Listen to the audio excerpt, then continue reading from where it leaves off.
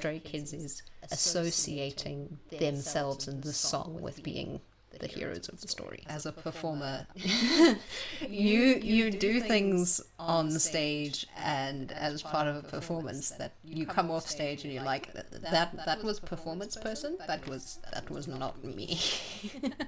It's kind of shocking. Okay, I didn't get that. You can't see them getting in and out of the choreo.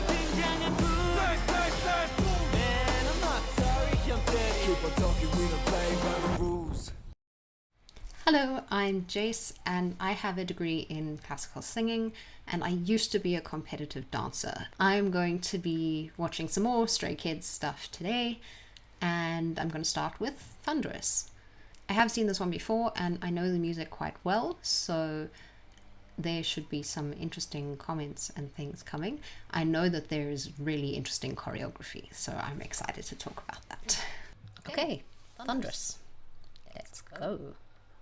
I saw some of the behind the scenes stuff about this one, and I think it was Bang Chan that was saying that the Three Russia had a look for a concept that hadn't really been used, and they stuck in Thunderous, and there were no songs that had Thunderous as a title or a concept. So they thought that was really, really cool and would be quite unique, which, yeah.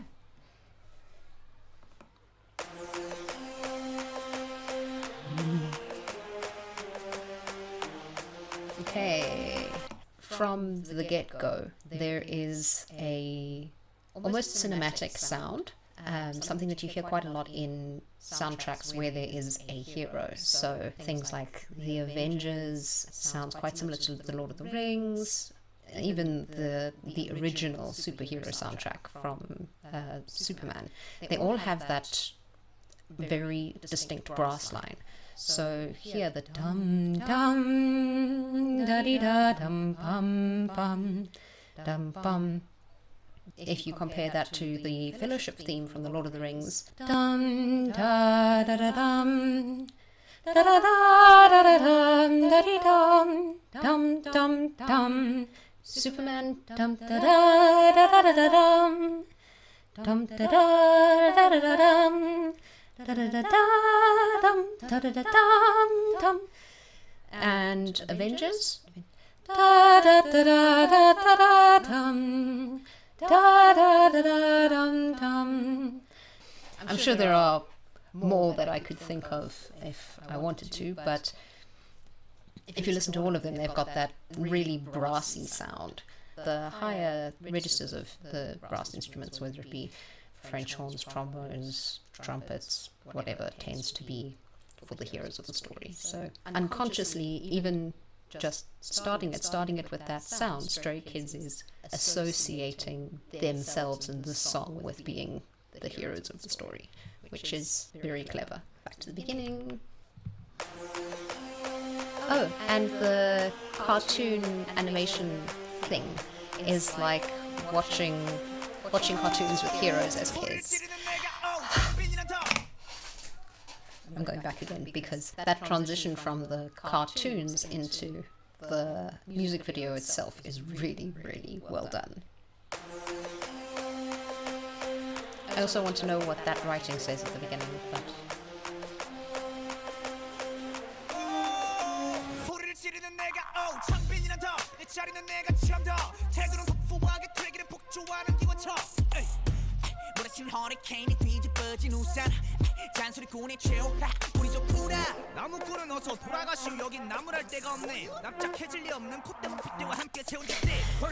so it took me a while to figure out what the jute thing was about, but I have now seen enough bits and pieces to have discovered Changbin's food rant and the use of the word jute and how it relates.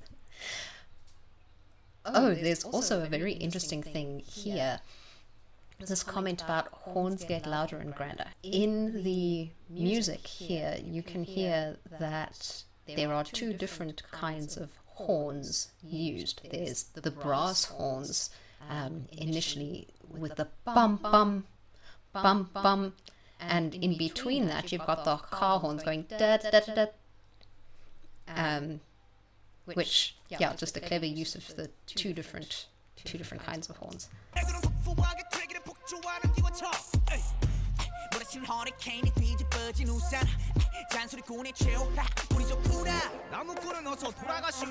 Also very nice fan flip.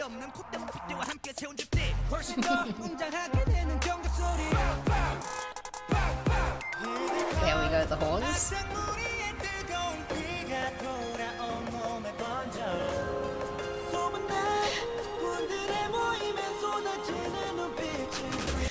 This man and his argument with being fully clothed.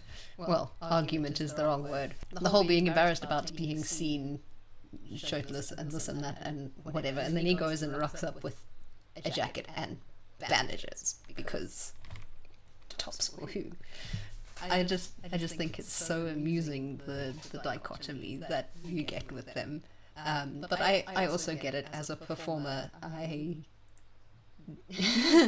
You do things on stage and as part of a performance that you come off stage and you're like, that was performance person, that was not me. Villains make my blood boil. And there we go, the heroes and villains theme again. Oh, something else that's really interesting about this is the costuming. So there's people in the back wearing hanbok. I think if it was Chinese, I would say it was hanfu, so traditional dress. I don't know whether in Korean hanbok is the name for just traditional dress in general or for a specific style or type. Yes, but traditional dress and stuff in the background, and there's this mix of traditional and modern elements in the song, which we'll get to later. The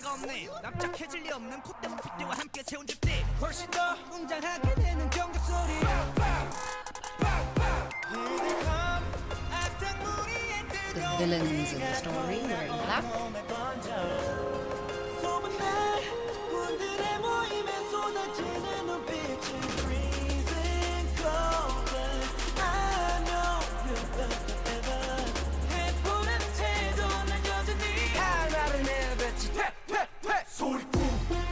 That choreography is so clever. The with the hand, the head movement and everything as well. It works so nicely. It's just the emphasis on the whole thing, and just yes. Also these costumes. That's a good one because of the circular symbol. I know in Korean dress there are certain symbols and shapes and whatever of embroidery that only specific ranks of people are allowed to wear traditionally, historically. It's with social rank and social class defining the shapes, symbols and colors that you can and can't wear. I'm not sure what symbols they're wearing, but I know that the circular emblems is one of the specific crests, I suppose, that is worn. I can't watch the words and listen and watch the costumes at the same time. It's very difficult.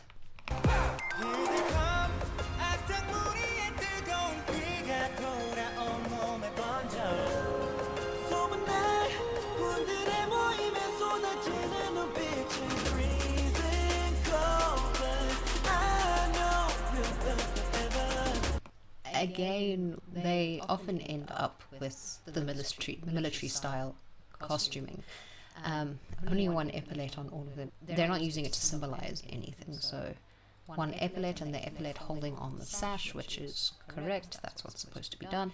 But then you have the traditional Korean military garb and stuff in the background. So again, that crossover.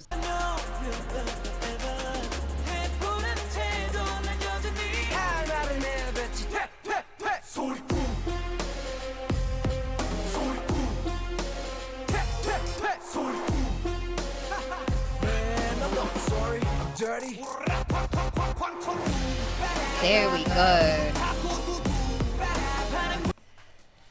I love this section with the combination of traditional instruments and music and sound and whatever with the song. I did a student exchange year in Taiwan, and something that I had to get used to is at festivals and for parades and stuff, the traditional music is very loud. It's very raucous. It's kind of shocking, but lots of cymbals, lots of quite high-pitched stuff, lots of drums, lots of noise, if that makes sense. It's noisy, it's loud, and they've kind of merged that into the percussion and stuff in the thing here. And there's a whistle as well. I don't know if it's a flute or, hang on. Man, I'm not sorry, I'm dirty.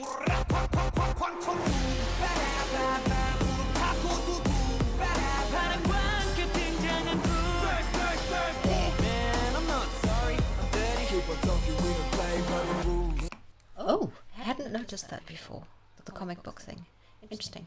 It kind of reminds me of a dizi, a Chinese flute. It's got a little membrane on the top which creates a really interesting, like, piercing vibration above the top of the thing, but not quite. Almost, yeah. I don't know what it is. It could be.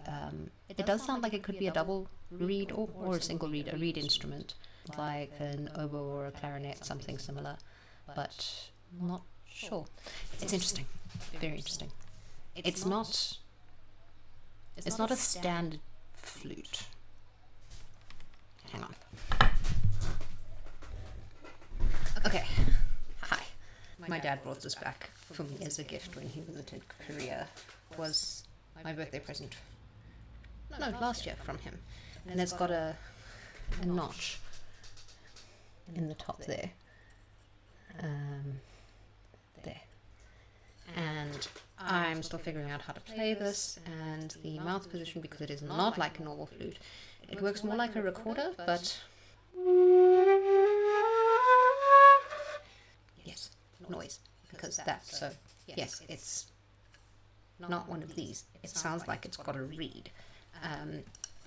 The dizi that I was comparing it to is this. It needs a new paper. So it's got, you can see it's got this rice paper membrane over the top that you have to replace every now and again. Mine's starting to come off a little bit, but it creates, I'm going to have to move away from the microphone for this because it will make lots of sound.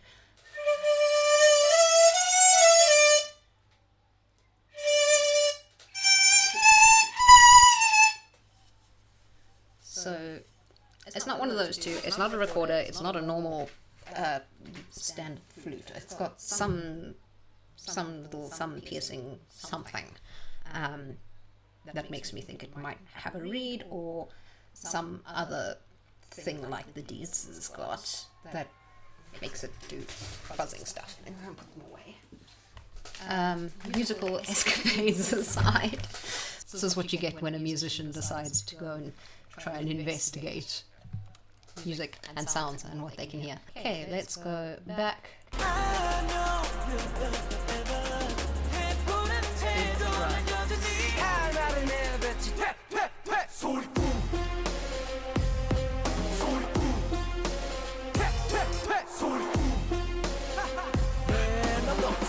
Felix's hair in this is really interesting.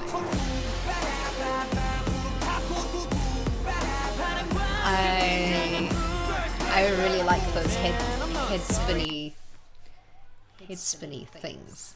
They remind me of poi or like fire dancing things. I'm not going to go fetch mine because you've already had musical instruments. Really cool, really interesting. Almost like rhythmic gymnastics ribbons and things as well.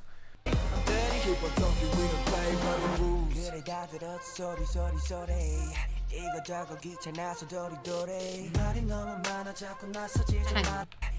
Keep on talking, we don't play by the rules. 그래 다 들었어 소리 이거 저거 귀찮아서 도리도리 말이 너무 많아 자꾸 나서지 좀 마라. Why you mad, why you sad, why you tick tick tick. I don't ban you. I love that. Okay, that choreography. It's really interesting because it looks super fast and like they might crash into each other. So what's happening is that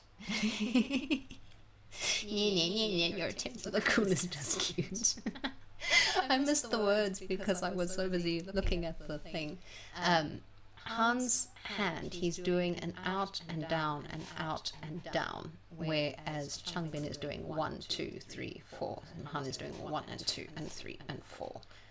And as long as they keep that at the right level, they're not going to crash into each other. Ian's hands are also far enough away that Han can see what's going on. Why you mad, why you sad, why you tick tick tick. I don't ban you. 얼레리 걸레리 멋있는 척들이 양진. 발끝 조찬도 따라오지 못한 여기는 팬들. 들어봐. Wait, what are those words? 양진. 발끝 조찬도 따라오지 못한 여기는 팬들. 들어봐. 질투가 정말 쪽으로 지워놓고 버려. 기대감 악당물이 뜨거운 비가 돌아온 몸에 던져. 수많은 날 군대를 There we go, the mix of the modern and traditional there.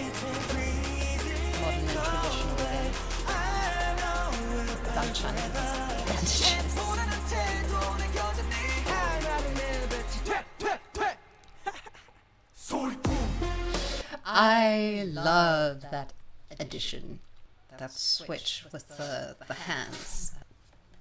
That movement is really clever in its kind of imitation of a laughing mouth, using the arms to make the laugh, I suppose. It's something I really think is a very clever way of using the choreography. So clever. It's a pity in that shot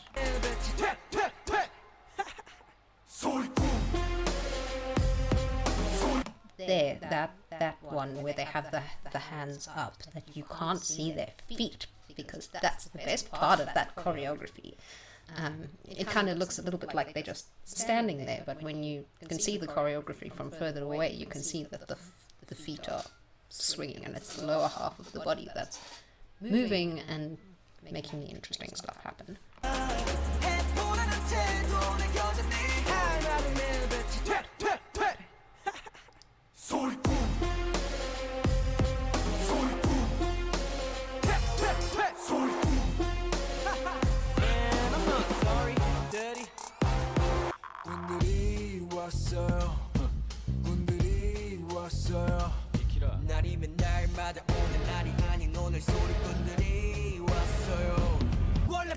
Also, what is the writing?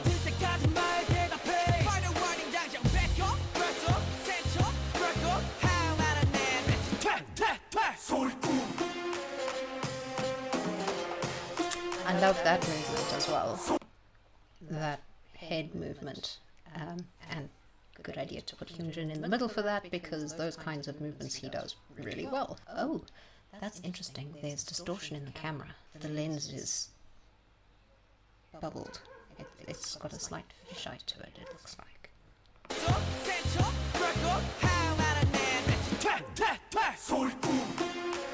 Yeah. Lens flare.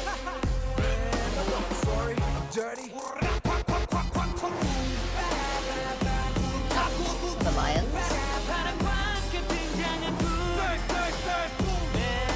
If you've never seen a lion dance done properly, do yourself a favor and go and find one. Especially if you can find one live. They are insane, and even more impressive when they're doing practice without the full suit, because the acrobatics and strength and body control and accuracy is just wow. It's so cool. Dragon Dance 2. but you can kind of see the people moving and directing the puppet, whereas these guys, you can't see them as well because they're inside the costume. Dirty.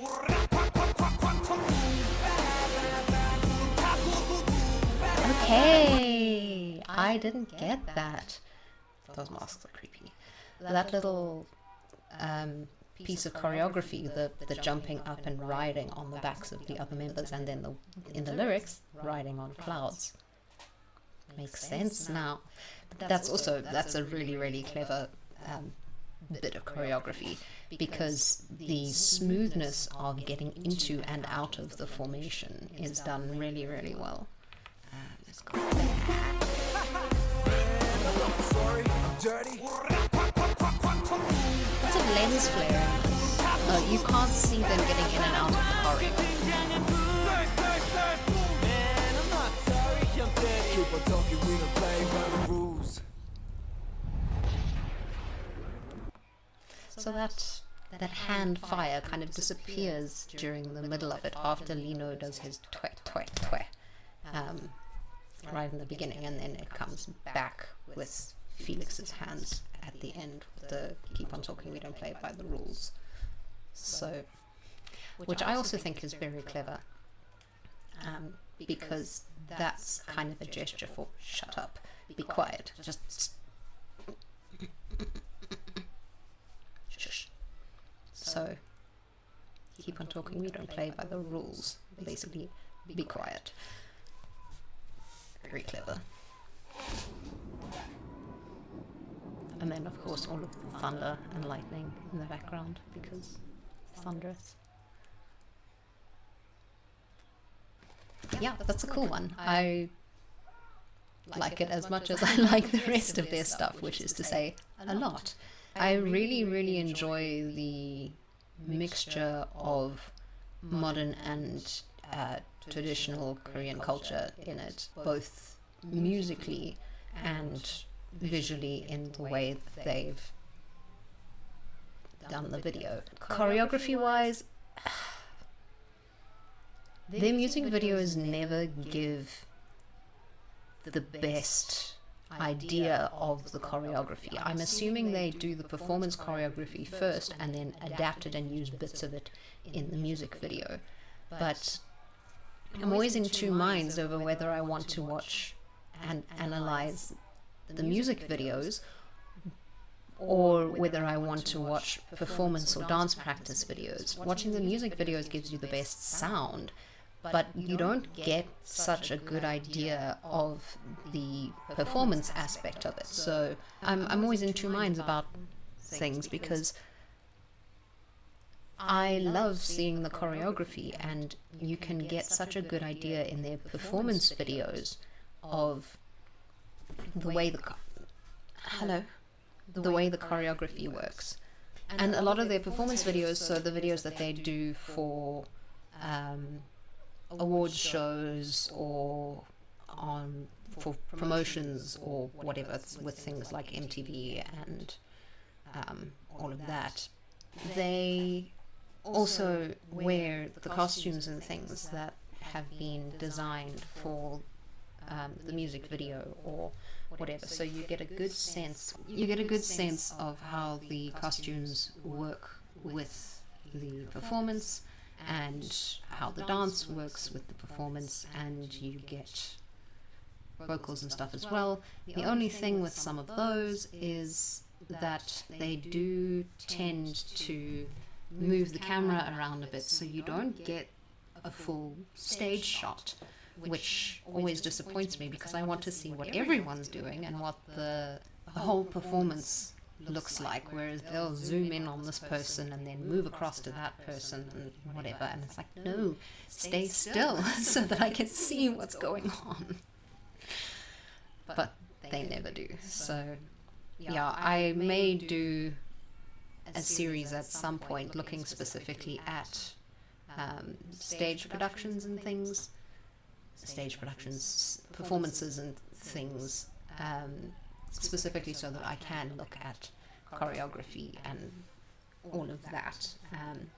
I won't comment in those on the vocals and stuff as much as I do with these, because the vocals aren't really the point. They have the vocals in the background whether they sing or not. The performance part of it is more the focus than just specifically the song, the singing, and the audio. And the audio can be not great, and the performance can still be absolutely excellent as long as it's good enough. That's the thing. What makes a great performance doesn't necessarily make for great recordings.